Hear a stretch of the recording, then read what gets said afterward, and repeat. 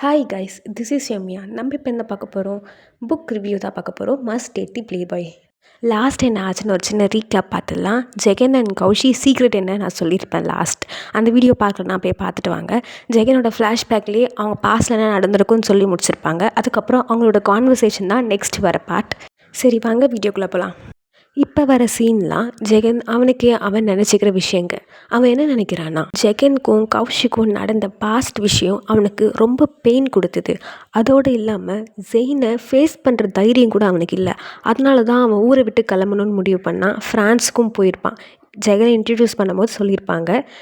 And அவன் France போய் நிம்மதியாக இருந்தான்னா அவன் நிம்மதியாக இல்லையா. ஏன்னா அந்த கில்ட் அவனை கொண்டுகிட்டே இருந்துச்சான். அங்கே அவனால் ஒர்க், ஸ்போர்ட்ஸ், லைஃப் என்ன அவனால் ட்ரை பண்ணாலும் அதுலேருந்து அவனால் வெளியே வர முடியல. ஸோ அவன் அந்த மிஸ்டேக்கை நான் சரி பண்ணணும் அப்படின்னு தான் அவன் ஊருக்கு வந்திருப்பான். வந்திருக்கும் போது தான் தெரிஞ்சிருக்கும் ஜெயின் வேறு ஒரு பொண்ணை லவ் பண்ணுறான்ட்டு. அது யாருன்னா தாரா. அப்போ அவனுக்கு ஒரு ஐடியா தோணியிருக்கும். எஸ், ஜெயின் தாராவை லவ் பண்ணாதான் கௌஷி அப்சஷன்லேருந்து வெளியே வருவா, கௌஷியை மறந்துட்டானா எனக்கு பிரச்சனை இல்லை அப்படின்னு ஜெகன் நினச்சிருப்பான். அதனால தான் ஜெயினும் தாராவும் ஒன்றா இருக்கணும்னு அவன் ரொம்ப ட்ரை பண்ணியிருப்பான்.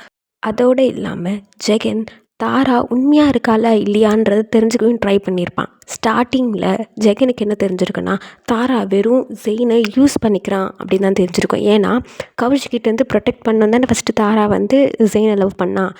அதனால் தாராக்கு ஹெல்ப் பண்ணலாமா, ஜெயினையும் தாராவும் சேர்த்து வைக்கலாமான்னு அவன் பெரிய கன்ஃபியூஷன் இருந்திருப்பான். அதுக்கப்புறம் ஒரு எபிசோட் வந்திருக்கும்.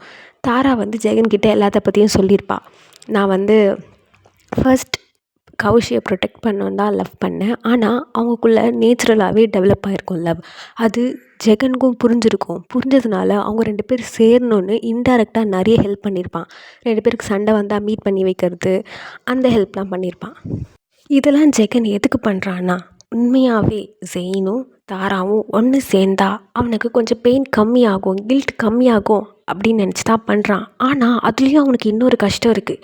திரும்பி அவனோட பெஸ்ட் ஃப்ரெண்ட் ஜெயினை ஏமாத்துகிறோமோ, பிட்ரே பண்ணுறோமோன்ற ஒரு கவலை. அது ஏன் நம்ம எல்லாருக்குமே தெரியும். ஏன்னா ஜெகனுக்கும் தாரா மேலே ஃபீலிங்ஸ் டெவலப் ஆகுது. அவள் அழுதா, அவள் பெயினில் இருந்தால் இவனால் தாங்கிக்க முடியல. எப்போவுமே தாரா ஹாப்பியாக இருக்கணும்னு ஆசைப்பட்றான் ஜெகன்.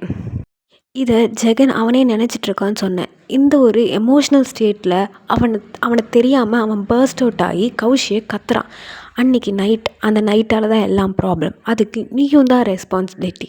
நீ எனக்காக எப்போவுமே இருந்திருக்க. அதனால தான் நீ கஷ்டமாக இருக்கும்போது நான் உன்னை கேர் பண்ணேன். ஆனால் அந்த நைட் அப்படின்ட்டு அந்த சென்டென்ஸை பாதியில் அப்படியே விட்டுட்டு இன்னொன்று சொல்கிறான். அந்த ஒரு நைட்டால் தான் என் வாழ்க்கையில் நடக்க போக இருந்த ஒரு பெரிய ஆப்பர்ச்சுனிட்டியை நான் மிஸ் பண்ணிட்டேன் அப்படின்னு எமோஷ்னலாக சொல்கிறான். இதுக்கு மீனிங் என்னென்னா, அந்த ஒரு நைட்டால் தான் தாராவை நான் மிஸ் பண்ணிட்டேன் அப்படின்னு சொல்கிறான். ஜெகன் இன்னொரு உண்மையை ரிவீல் பண்ணுறான். லைப்ரரியில் பார்த்தது ஜெயின் இல்லை, அது நான். தாராவுக்கு ஃபஸ்ட் பிடிச்சிருந்தது என்ன தான் அப்படின்னு சொல்கிறான் கௌஷிக்கிட்ட.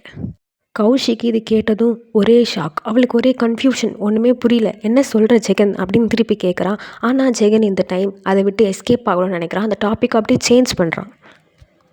ஆனால் கௌஷி அவன் பேசுறதை நிறுத்தி எனக்கு ஆன்சர் பண்ணு அப்படின்னு கேட்குறா. அதுக்கு ஜெகன் ஈஸியாக என்ன சொல்கிறான்னா, அந்த விஷயத்துக்கும் அவனுக்கும் சம்மந்தம் இல்லை, விடு அப்படின்னு சொல்லிட்டு கிளம்ப ட்ரை பண்ணுறான். இன்னும் கௌஷி ஷாக்லேருந்து வெளியே வரவே இல்லை. ஜெகன் சொன்னதை அவனால் ஏற்றுக்கவே முடியல, நம்பவே முடியல. அப்போ கௌஷி ஜெகனை பார்த்து கேட்குறா, அப்போது இதுக்கு முன்னாடி நீ தாராவை மீட் பண்ணியிருக்கல அப்படின்ன ஒன்று. அதுக்கு ஜெகன் ஃபஸ்ட்டு அந்த விஷயத்துலேருந்து எஸ்கேப் ஆக அவாய்ட் பண்ண தான் ட்ரை பண்ணுறான். அதுக்கப்புறம் நீ என்ன வேணாலும் நினச்சிக்கோ கௌஷி அப்படின்னு சொல்லிட்டு அந்த இடத்த விட்டு கிளம்ப தான் திருப்பி ட்ரை பண்ணுறான். அப்புறம் நம்மளுக்கு தான் கௌஷியை பற்றி சரியான திருட்டுக்கொட்டை கரெக்டாக கண்டுபிடிக்கிற ஒரு கனெக்ஷன் போட்டுட்டு ஜெகனை பார்த்து கேட்குறா, ஓ அப்போது தாரா எப்போவுமே சொல்வாளே அந்த லைப்ரரி காய், அது நீ தானா அப்படின்னு கௌஷி ஜெகனை பார்த்து கேட்கும்போது ஜெகனுக்கு அப்படியே ஃப்ரீஸ் ஆகுது.